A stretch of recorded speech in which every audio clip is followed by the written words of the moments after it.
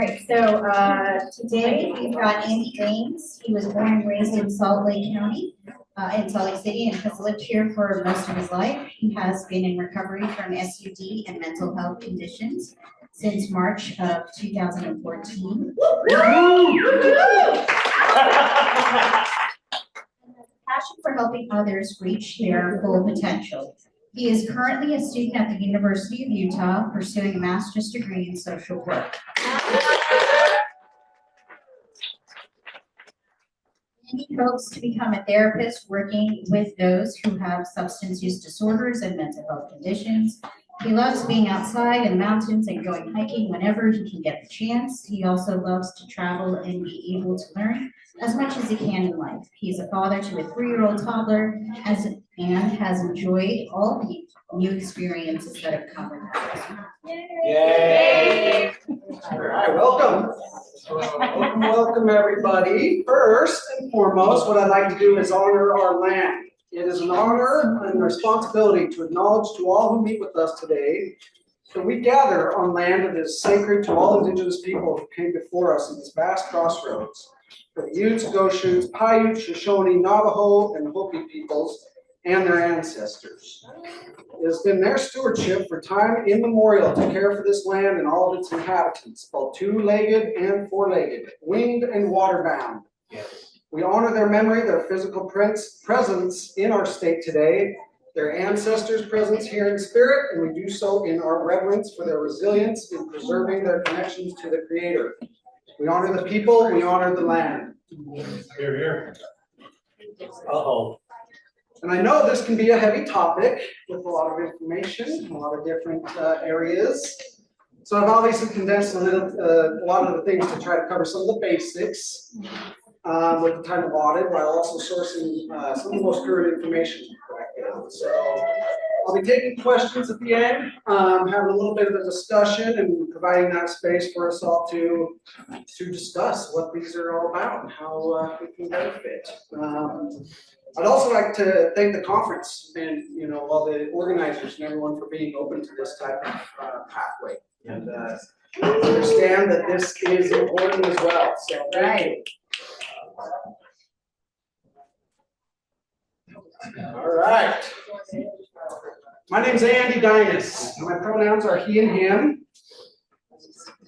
This is me. Both of them. The one on the left is a couple years into my addiction, probably 20-something years old, and we're like 5-6 years probably into my addiction. And that's me on the right, a couple years ago, where I've found a beautiful specimen of chanterelle. So I'm a foreigner now.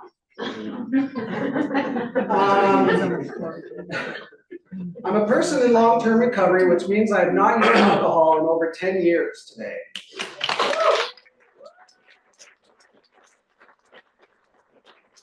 I'm also in recovery from generalized anxiety disorder, depression, and was recently diagnosed with ADHD.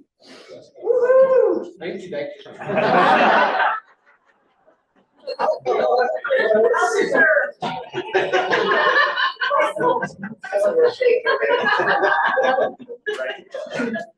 Alcohol was something that I found when I was about 15 or 16 years old and worked really well. Self-medicated with that for probably 15 to 16, 18 years in there. After losing my father to diabetes when I was 17 and watching his decline over the years, and if anyone's had that experience can understand how debilitating that can make somebody in the fight that someone has to go through with that. So watching that and the decline over the years, I didn't have a whole lot of direction in my life.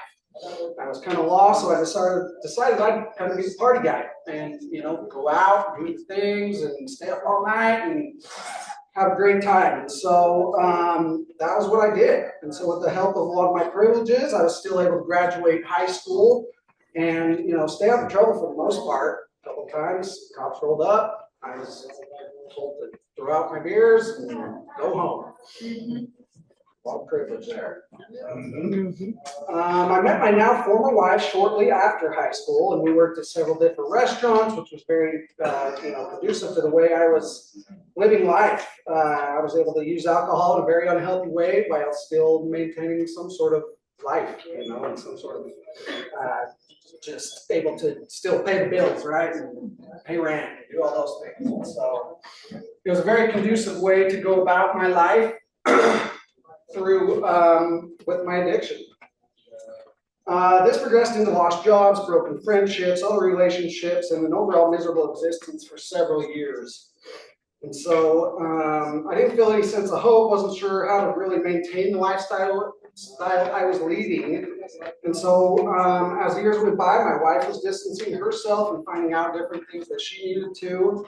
And I decided I need to make some serious changes if I was, going to have anything meaningful left for me.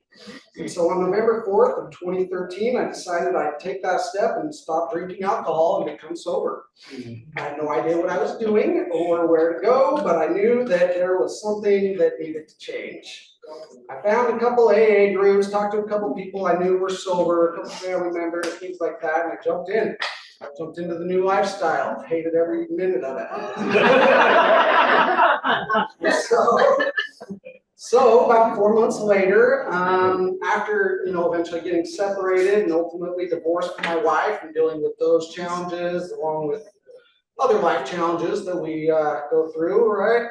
I decided to go back out and drink, and so I did that. I did the exact same thing I did before, and went to a buddy's house, very intentionally knowing what I was going to do, and stayed up all night, got wasted, went and walked home, blacked out drunk, and it only took that one blacked out night and the following day to see that alcohol was really actually a pretty big problem.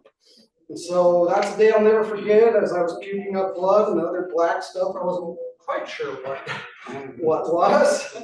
And unable to get off the bathroom floor, just really fighting for my life, it felt like. So my body was undergoing a lot of destruction, and I was not sure how to make these changes. And so that experience really confirmed for me the extent of my problem, how I was going to go about it. And so realizing that couldn't be a part of my life anymore, I began making serious efforts to maintain an alcohol-free lifestyle. As I did that, I realized a lot of the traditional ways were not going to work for me. So I white-knuckled through my sobriety with the assistance of cannabis, and I started doing my own research and introspective work by myself. I had one or two other people that were in my corner and a couple family members that helped me out and were there, but through that process, I came to understand three main pillars that were going to be essential for me. Those pillars were, and still are, connection, meaning and purpose, and spirituality. Yeah. Connection for me wasn't really like a lot of other people's connection, I realized. It wasn't going out to all the events, it wasn't going to meet all the people, doing all the things. It was an introspective connection. I needed to understand myself and how I was going to present myself to the world.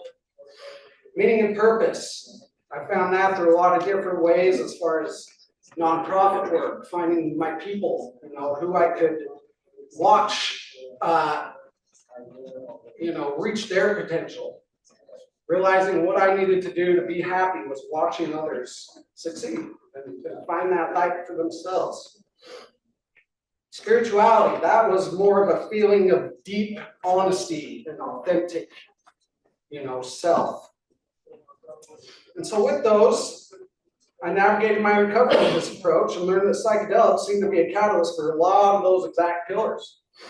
And while they weren't necessarily something I used early on in my personal recovery, I was able to see from past experiences the profundity that they had and the way that they could really help our community that struggles in a lot of different ways. And so from there, I found there were other ways that people were finding recovery that seemed a lot more sustainable and fulfilling for them than the other traditional models being used in various treatment centers and other clinical settings. So I decided I'd forge my own path, and with the assistance of plant medicines and also incorporating more holistic practices like meditation and breath work, I was propelled to where I am now as a recovery coach at USARA and a student in the BSW program. So, what are the factors? How is success defined? And what are we doing to determine that success? Well, here's some information and factors of success from the drug rehab success rates and statistics of 2024.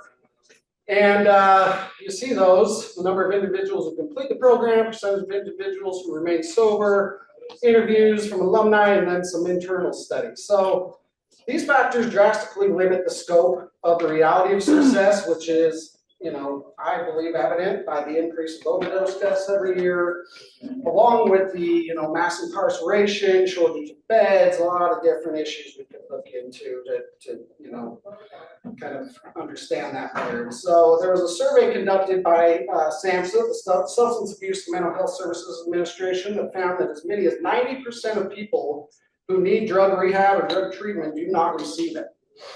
Another statistic is relapse rates for drug use or drug and alcohol use resemble those of other chronic diseases like hypertension, diabetes, with an estimated 40 to 60% of individuals relapsing while in recovery. That's from the National Institute on Drug Abuse. Another stat is that those with alcohol use disorder, like myself, only about a third attempt to quit drinking each year. And of those, there's only a quarter that are successful at reducing their intake after more than a year. So these numbers are unacceptable to me. I can't buy in, and I believe it's an injustice to our community and society in general to continue this in the same way and perpetuate this epidemic. So in 2023, there are 112,000 people that died from overdoses or substance poisoning as well.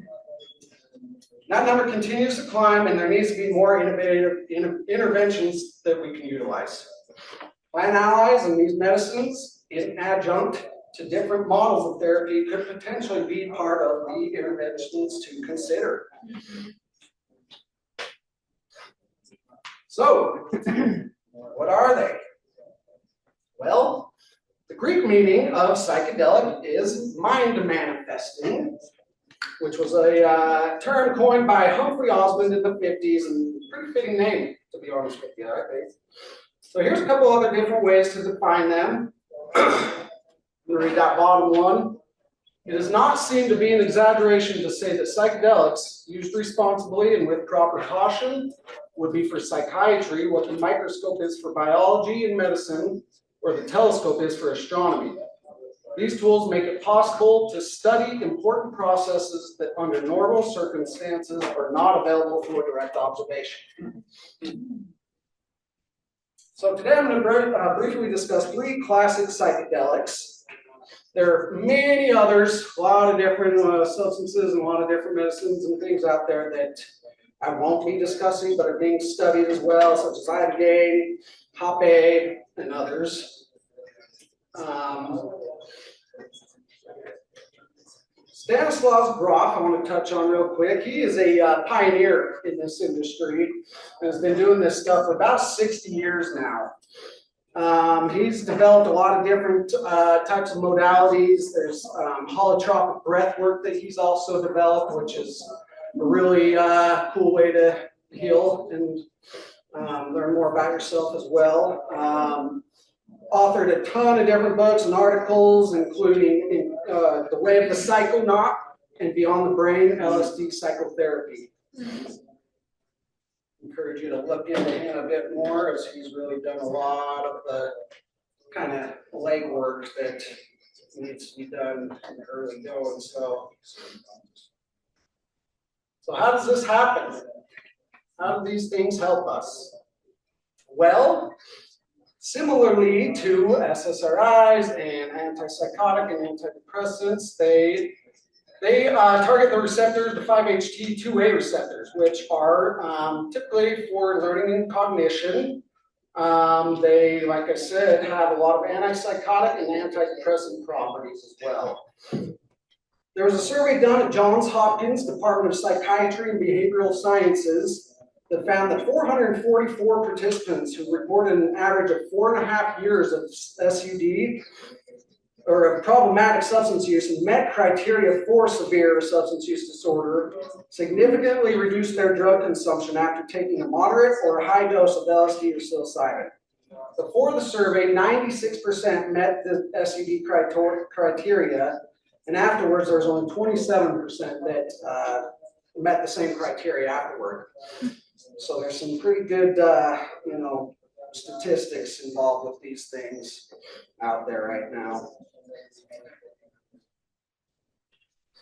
So, first psychedelic I'll discuss is LSD, lysergic acid diethylmide. This is a substance that was first synthesized in 1938 and later understood more of what the properties were in about 1943 by a man named Albert Hofmann, who was working in a lab and accidentally got a little bit of acid on his finger, I believe, and started experiencing some interesting symptoms. And so he looked more into it, and then in 1943 decided he was going to go ahead and do this intentionally, and rode his bike home because he was tripping so hard. So, absolutely. Which was April 19th. So this is one of the more modern psychedelics that has shown a lot of benefits, specifically for AUD and OUD, alcohol use disorder, opiate use disorder. It's a part of the pharmacological group known as the classic psychedelics. Has the same chemical structure with psilocybin and dimethyltryptamine, DMT, which I'm going to also be discussing.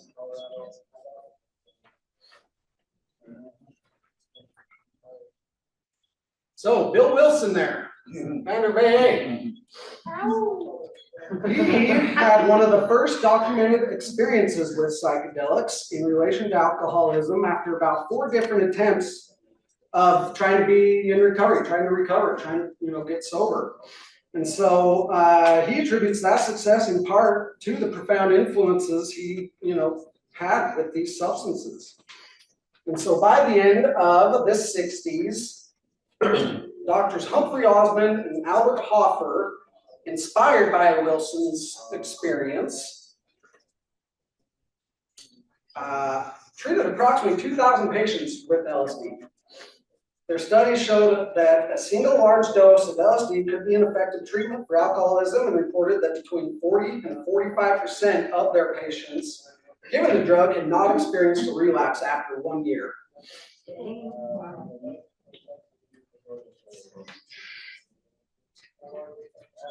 So, between the years of 50 and 65, there were some 40,000 patients that had been prescribed one form of LSD or another as a treatment for conditions like schizophrenia, psychopathy, even prescribed to children with autism at one point. So research started piling up, over 1,000 papers, a bunch of different conferences were held across the world. And a lot of early studies, though, however, were lacking a little bit of the necessarily control groups, and were found to have some publication biases as well. So, looking now more at the modern day, we are, after the counterculture movements and after the way Nixon administration cracked down on drug use and created this ridiculous war on drugs that has done absolutely no good. Research was halted, stopped even looking into these things as they were scheduled as a, Schedule 1 substance in the Controlled Substances Act, which means no medicinal properties.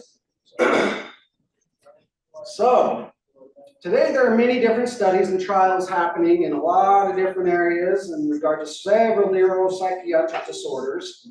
And so you can see some of the numbers here. A study done in the 70s showed that 0 to 6 months and 7 to 12 months follow-ups. The LSD group had significantly higher rates of abstinence than the controls.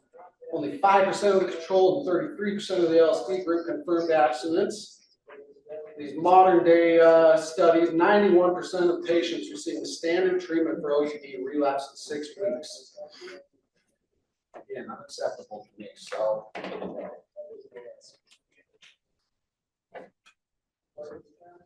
All right, next substance I'm going to discuss, psilocybin. Psilocybin is the main compound found in Psilocybe mexicana and other species of mushrooms.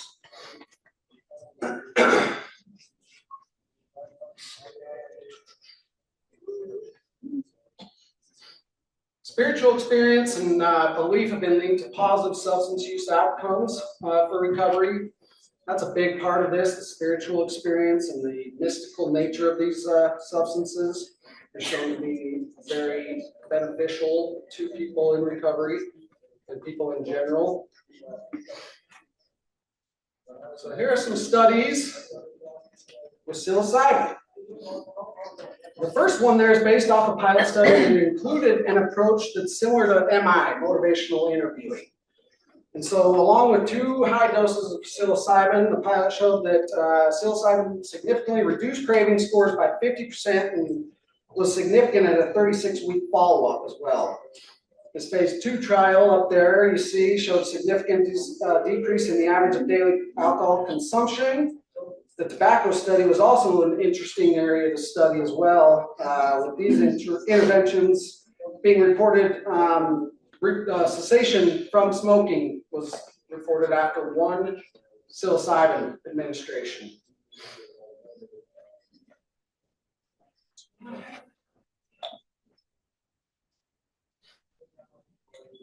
And so, let's see. These are also personal to me. Psilocybin is something that I have used in my recovery and have found extremely beneficial for me as well.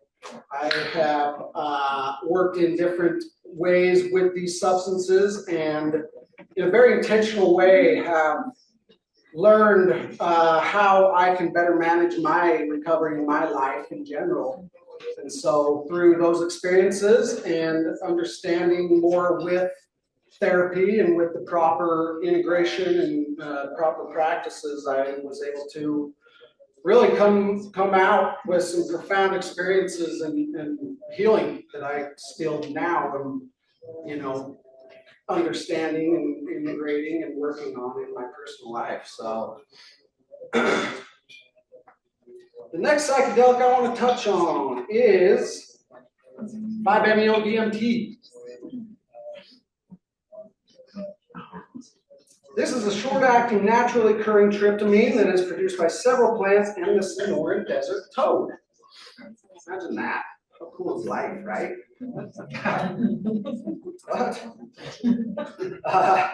Typically lasts about 15 to 60 minutes and could be a more cost-effective treatment compared to LSD or psilocybin due to the shorter nature of that experience. And so psilocybin LSD sometimes can take up to 4 to 12 hours. And so, these could be a little bit more of a cost-effective and quicker sort of way to use these substances. In one retrospective survey that was done, of the 1,010 participants surveyed with alcohol and drug addiction, 66% of the alcohol and 60% of the drug addiction group reported an improvement in their condition.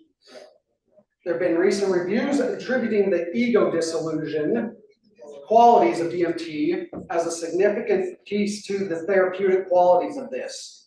This has been shown to help with self-esteem, helps people understand themselves better, realize the alternative thoughts and patterns and behaviors that they can then display. Another smaller survey showed that 5-MeO-DMT also lowered rates of depression, stress, and led to increased life satisfaction overall. That's a pretty impressive stat there as well. Associated with improvements in alcoholism within 66% of that many people and that many respondents. Pretty cool. So, how are we utilizing these medicines? How can we do this in the best possible way? Well, macrodosing is typically the larger dose of a substance in a way that we can, experience more mystical types of experiences and psychoactive effects as well. And so some of the important elements to consider with the macrodose are here: the setting, intention, and integration. The set refers to our mindset, being able to be in a proper headspace and understand that we, can use these medicines in a respectful way with the right types of supports and things in place. And so, huge with that one. Setting, where you're taking the substance, where this is happening, where you're experiencing these things. Recommended, have a safe, comfortable environment. A lot of therapeutic types of ways they're going about it are, similar to this, but with one person possibly. So in a chair, relaxed, recliner with the head, a eye thing over your head. And so yeah, where you're going to have this experience. Intention. This is huge. The intention is what you may want to accomplish when working with these medicines. Having a clear idea of what you want to achieve and what is going to, benefit, how is that going to be beneficial in your future, in your life going forward. And that's where I really, had my experience manifest in a way that was really pretty incredible. I had a very clear intention going into the experience. I wanted to make sure that that was the point, and what I was doing was responsible and respectful, and came away with it healing with that intention. And still, again, like I said, really still feel a lot of that experience manifesting itself still. So, let's see, and then integration. This may be actually the most important part of the experience, in my opinion. As much as I think the intention and all the others are amazing, the integration has got to be key.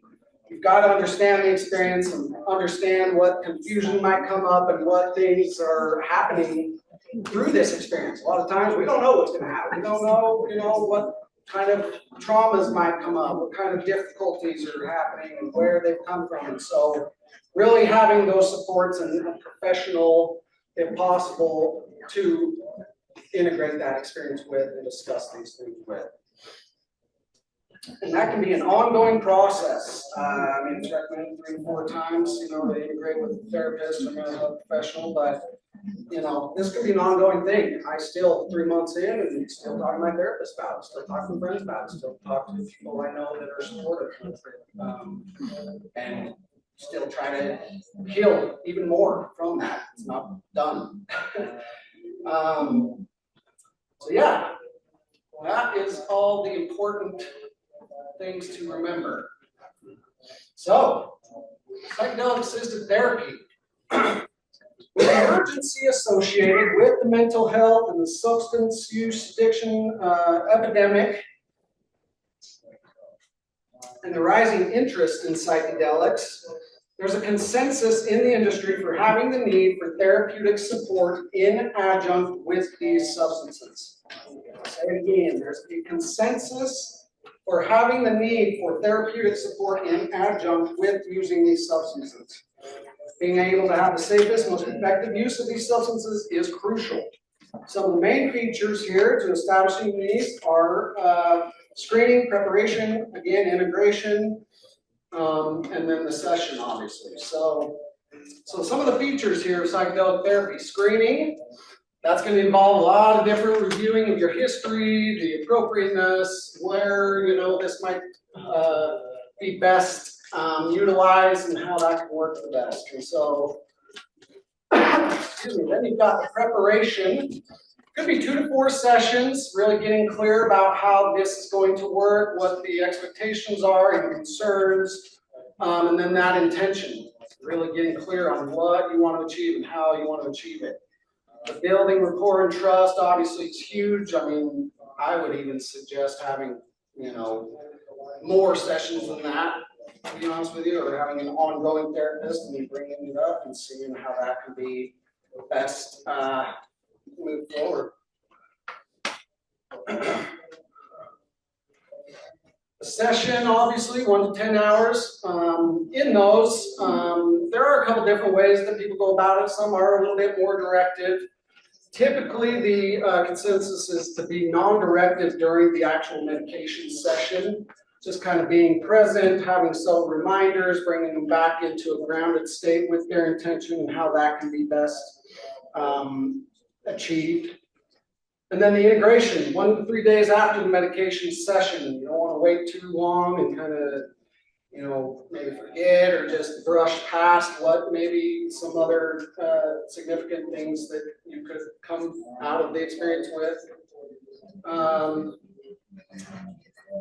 So yeah, compassionate listening, facilitation of positive long-term changes. So, microdosing, a buzzword these days. So I want to talk a little bit about it. A lot of people are hearing things about microdosing, how it can be best utilized, you know, the anecdotal reports and a lot of different things that you hear out there. And so, pretty big area of interest and a lot of ongoing research. It shows actually some mixed results. And so, however, the anecdotal evidence is very positive. There's undeniable anecdotal evidence that people you know may talk to or that I've talked to and have relationships with are absolutely adamant that these substances are helping in a microdosing type of way. And so that can be anywhere from like 1/10 to 1/3 of a dose, which I would suggest lower. Even, you know, as far as psilocybin goes, like 0.1 gram, 0.3 grams. And yeah, not really experiencing any of the psychoactive effects or any, you know, sort of hallucinations or anything like that. It's more just a neural pathway creator. And so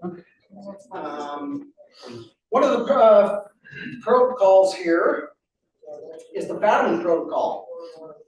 James Fadiman has been working with the development of microdosing since the 60s. He's actually got a whole institute, Microdosing Institute, that kind of has branched off from his research and studies and everything. And so from the 60s, he's collected thousands of these anecdotal reports and has been instrumental in demonstrating the potential of these to improve mood, creativity, focus, and just overall well-being. And so here you can see kind of what his protocol is. Takes a microdose first day, second day, nothing. Third day, nothing. Fourth day, he microdoses again. So the second dose will be on Thursday, Friday, Saturday, you take the next dose. So again, he's not doing this every day. This isn't, you know, something that you will use every single day. It is not as effective that way. Next one is the Stamets stack protocol. This guy is amazing. This is developed by one of the leading mycologists in the world, Paul Stamets, one of my heroes, and he's done a lot of different work in this area of psychedelia, as well as just environmental conservation and ecology. He's won a lot of different awards, and his TED Talk about mushroom saving the world is rated in one of the top 10. And I highly recommend checking that out. Along with a lot of his other stuff, he was in Utah not too long ago with an organization called the Divine Assembly that had an event that he was the keynote at, and it was incredible. And with on that presentation, he discussed his protocol a little bit, and you'll see there that he uses psilocybin mushrooms, lion's mane, which is a fungus as well as niacin. And his protocol is a little different: 1 to 4 days microdosing, 5 to 7 days with the transition, and 8 to 11 with microdose. So it's a little bit different, but still, you see that he's not doing this every day. This protocol does not, you know, have you medicated every day. And so, with his protocol, or with his recipe there, actually is showing a lot of different benefits as far as the neurogenerative product or effects of lion's mane and the flushing of niacin. So niacin kind of flushes your system, where lion's mane creates more neurons and you know, has neurogenerative properties. And psilocybin is the creativity that, you know, neural pathways being created. And so What he found with this is that when he added Deines and lion's mane, it had better benefits. It created more psychomotor skills as well as cognition, and helps repair neurons in our brain. And so he did a finger tapping analysis, and it was timed. I'm not exactly sure the information on, but basically what he found is that people that were 55 and older had a lot higher tapping than the control groups that he was researching. And so pretty interesting stuff that can lead to different, you know, not cures, but definitely some sort of, you know, benefit for dementia and Alzheimer's and different, you know, neuropsychiatric disorders as well. So the third protocol that is out there, there's more than these. These are just a few that I wanted to hit on. And so the intuitive protocol.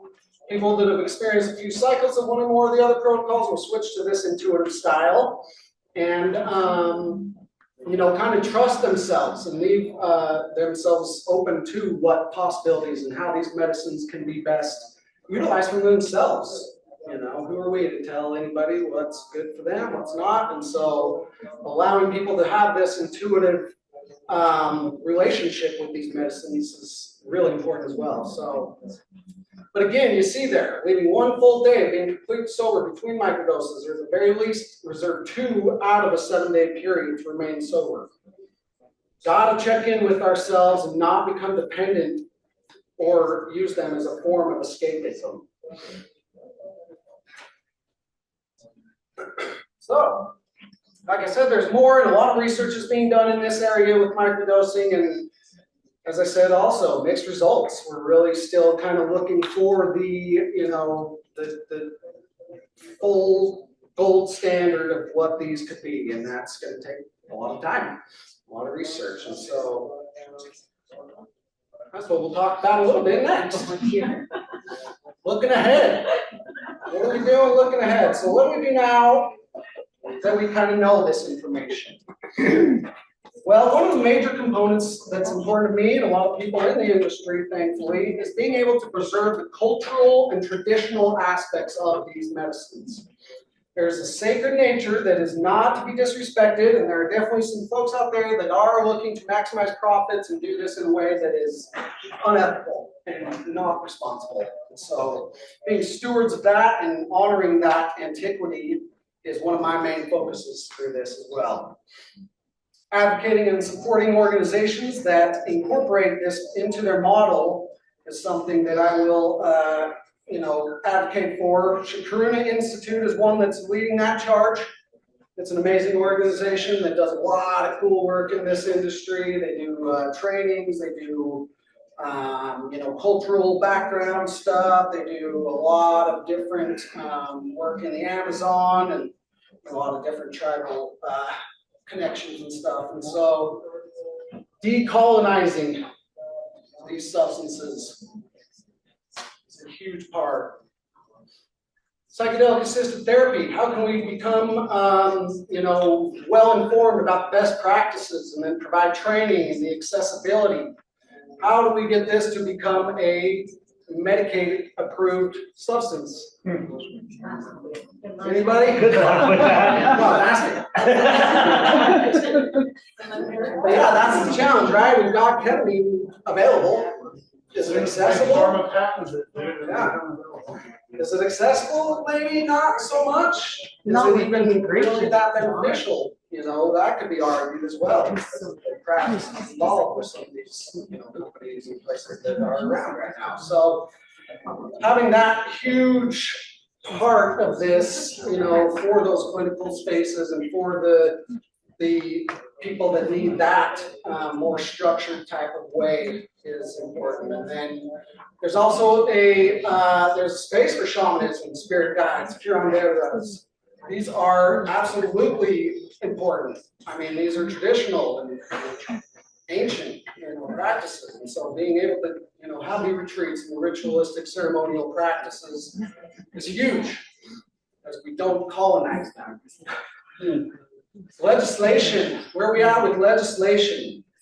Well, like I said, there's some bad actors. We've got a lot of work to do to, maintain this respect and maintain the dignity and ethics behind all this. And so a lot of bills are out there right now.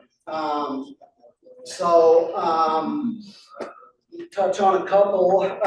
Even at the U of U and Intermountain Healthcare, there's a pilot study being done right now that began in May that was for MDMA and psilocybin. And so they are doing that as we speak, and there's people, seeing what kind of benefit these can have. And so that's pretty cool.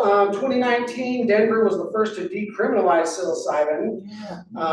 They're moving along with it pretty well. 2020, Oregon decrimmed and then legalized for therapeutic use, which I think was a really cool, important step for that. You can decriminalize all you want, you can legalize, but unless this is really regulated and really understood in a therapeutic type of way, it doesn't, do as good. You're not going to get the benefits, and it's going to create more division and more just work for us to do. And so, with that, Oregon also created an advisory board for the training, administration, communication, risks, benefits, and all those different things. And so, again, Viola Abate, founder of Shakruna Institute. In many, many ways, all of us are indebted to indigenous peoples and their traditions and knowledge when we are interested in these medicines. So being really stewards of this is huge. So that's about it, guys. I've got one last thought for you, and then I'll take some questions and things. And this is from Maria Sabina, who was a Mazatec curandera years and years ago, who actually was kind enough to let a man named Art Gordon Lawson into their ceremonies, and she was open to letting that happen. So heal yourself with the light of the sun and the rays of the moon, with the sound of the river and the waterfall, with the swaying of the sea and the fluttering of birds. Heal yourself with mint, neem, and eucalyptus. Sweeten with lavender, rosemary, and chamomile. Hug yourself with cocoa bean and a hint of cinnamon. Put love in tea instead of sugar, and drink it looking at the stars. Heal yourself with the kisses that the wind gives you and the hugs of the rain. Be smarter every day by listening to your intuition and looking at the world with your forehead. Jump, dance, and sing so that you live happier. Heal yourself with beautiful love, and always remember, you are the medicine.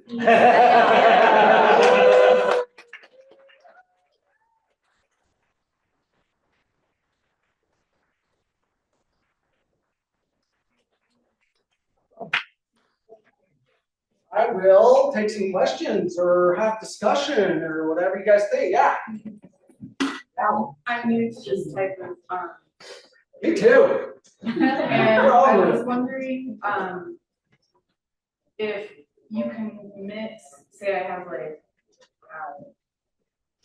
100 milligrams of the loft Sure. for antidepressant, Uh-huh. and you're mixing. Can you do? I mean, I'm not a doctor. Yeah, good call. So there are some studies that are Is it legal? Like, is this legal right now? No. I mean, No, how do you do this- this legally? You can't do that. so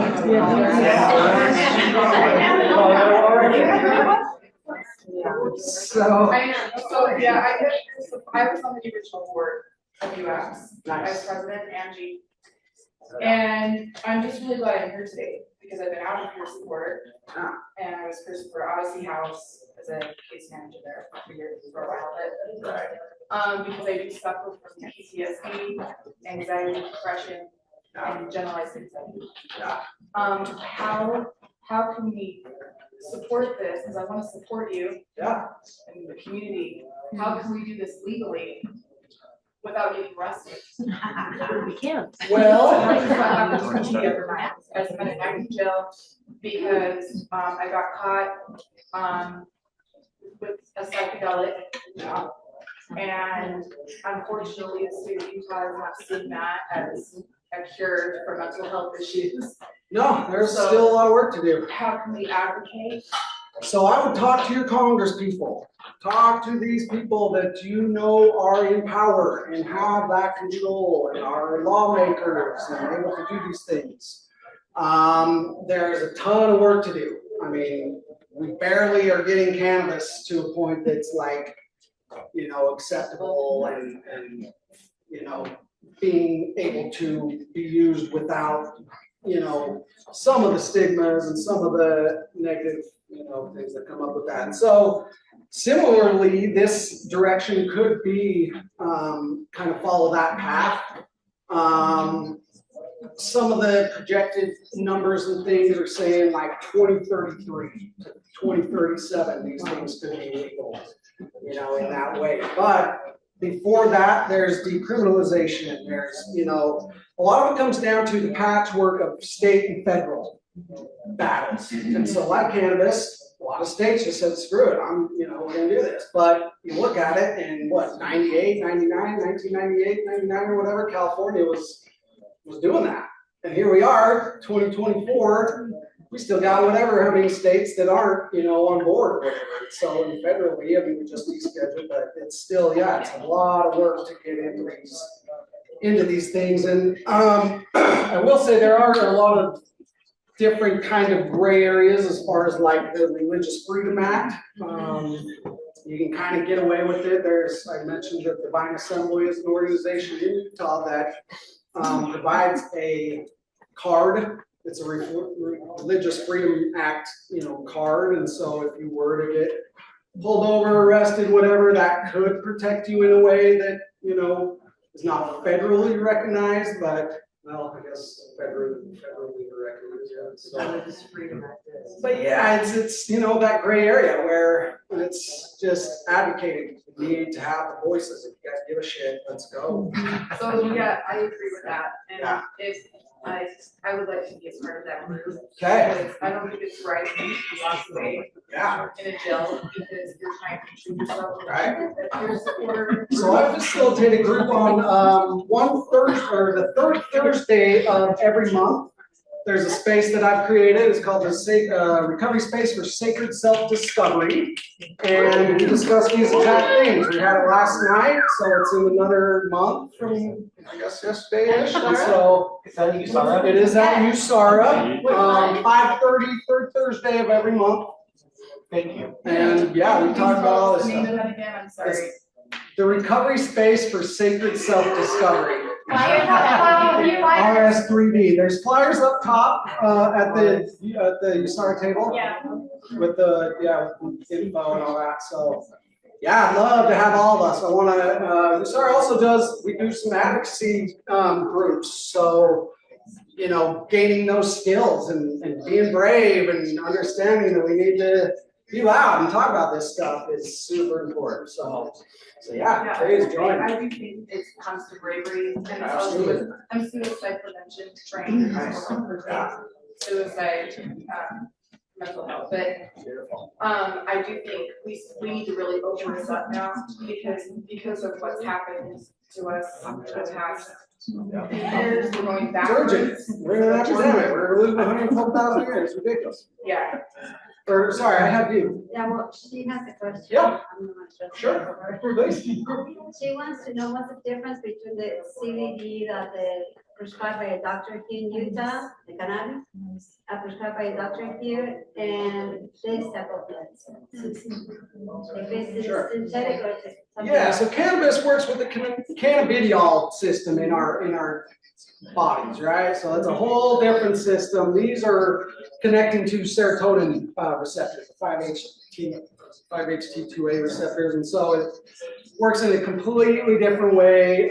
Cannabis is far less psychoactive. These are going to, change your perception of sight and hearing, all the things you're going to. But it's still, the question she has is the cannabis that the doctor prescribed here, the others prescribed, Sure. is natural usually, or is it Usually, synthetic? yes. Yes, there are synthesized cannabis products. However, yes, they are grown on a farm. They're, in Because sometimes it was like prescribed, usually not that. Yeah, I mean, you just prescribe cannabis at the dispensary or whatever. It's the same cannabis you're gonna get on the black market typically. It's not a whole lot of difference. The only difference is that you know what this is and where it's from. And so I'm an advocate of legalizing drugs all across the board. And doing Here, here. that very quickly. Knowing exactly. And also holding those people accountable if shit goes wrong. And so right now, when we're having an overdose and someone says, well, shit, I wish I could hold my drug dealer accountable, the cartel doesn't give a shit. We're gonna be able to hold people accountable, and the industry is responsible for the harm they're causing. Yeah. So that's a lot of the difference too. I mean, even the dispensaries, we're seeing mold in product, we're seeing tainted stuff that shouldn't be there. And so there's an argument the black market's safer for cannabis specifically. Other products, psychedelics, a little different. Well, yeah, I really appreciate all of this. I'm very much in the school of abstinence only, but when I got to become a peer support, that's shifting a lot. And in my current role, I work in a permanent supportive housing unit where abstinence is not required, and I have a lot of my residents that are getting these things over, through the internet and all these places. So they're doing this kind of thing under their own guidance. So as a peer support, I'm just asking for maybe some advice of how I can let them have this self-determination, but also guide them with safety. I don't have the tools for that. Do you have any information you can share with me? Yeah, that's tricky. I mean, with the way that they are legal, or illegal right now, it's a hard kind of road to navigate. But I work with people as well that, are interested in these, and I just give them all the best information I can. I give them all the education as far as best practices. These aren't substances to be taken lightly. People are seeing a lot of shit out there, and a lot of just, renaissance, this wild west of healing and growth that people think, oh, I'll just go take some mushrooms and I'll be fine. That is not how we want to, lead this movement. And it's really important to just give them the information. I think, let them understand that these can be helpful, but you need to take the proper precautions and steps. Is that information I can get from you, Sarah, that best practices? Yeah, you can talk to me, we can talk, and there's a lot of information online. There's a virtual option, right? Yeah, come to the group, we'll definitely jump into But thank you so much for opening this window. Yeah, thank you. Being open as far as abstinence. Good. What you have? Yeah, so you talked a lot about currently kind of the process is having a professional, mental health professional. I assume a clinical professional, right? Yeah, preferably. My brain goes to like these plant medicines been around for centuries, right? Shamans, spiritual guides, healers. Being a peer specialist and all of us being peers, at least logically, it tracks for me that peers can and may be able to support these kinds of activities in the future, if not currently.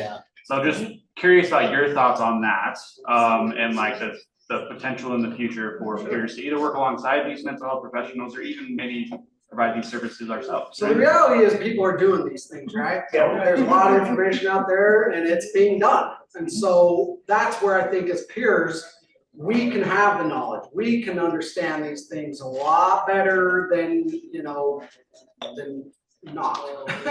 And so when we have that information, we're not still, endorsing the use. We're not, telling them where to get these products or how to do this or whatever. We are supporting them with their pathway. And if it just involves psilocybin, acid, cannabis, great. Being self-aware in your recovery is your responsibility. And having support along the way and having the guidance and proper education awareness is our responsibility. Absolutely. And so allowing them to determine that. Yes, small hand. I just have a question. Are there any contraindications of using psychedelics in people that suffer from severe mental illness? Is there risks involved? So that's an area of interest right now in a lot of ways. There's been research done with schizophrenia and those types of things. However, I've seen reports that were pretty interesting as far as schizophrenia in general was kind of the main one I think that people are kind of fearful of or have some questions about. And I read reports that when people experiencing schizophrenia have auditory hallucinations, voices, whatnot, they will then become more kind. These voices, these auditory hallucinations, maybe violent, maybe dangerous or whatever, and telling the individual things that are not healthy and harmful. And so there's been reports showing that those actually become more kind and more positive. And so a lot of research still to be done on that, as well as the SSRI concoctions and those types of things. But I think that there's potential there, absolutely. And with the microdosing and the neurodegenerative stuff with dementia and those types of things, those are exactly what could lead to some of the better outcomes and things. So cool. Yeah. I just wanted to say how much I appreciate you. Like when I saw this on the schedule, I was so excited. Hell yeah. That these conversations are happening in Salt Lake City. Yeah. There is a fellowship called Psychedelics and Recovery. Yeah. That is a 12-step based fellowship that's online. Yeah, I'm in there. Are you? Oh yeah. Kelia? I would love to see like Salt Lake City have an in-person psychedelics and recovery meeting. I would That too. would be so amazing. So With the thank you. 12-step model involved? Yeah. You can start that. Create that shit. Yeah, Help you. great. Even talk about it. Like Yeah, that's it's the thing hard. about these conversations. It takes courage. Yeah. Yeah. Like right now, I'm like, oh shit. Yeah, it's scary. I mean, I'm not gonna lie. When I, put this out here for the conference, I I'm so thought, proud there's of no you. way that and I tried to take the top. Do it. I was thinking, oh, power outage yesterday. Great. No, I really appreciate everyone being, open to this. Yes. It's a huge area of opportunity, I think, that we need to explore. So I'm there with you. We're close to, we can figure something out. I would love to talk to you about that. Yeah, that's good. So thank you all very, very much.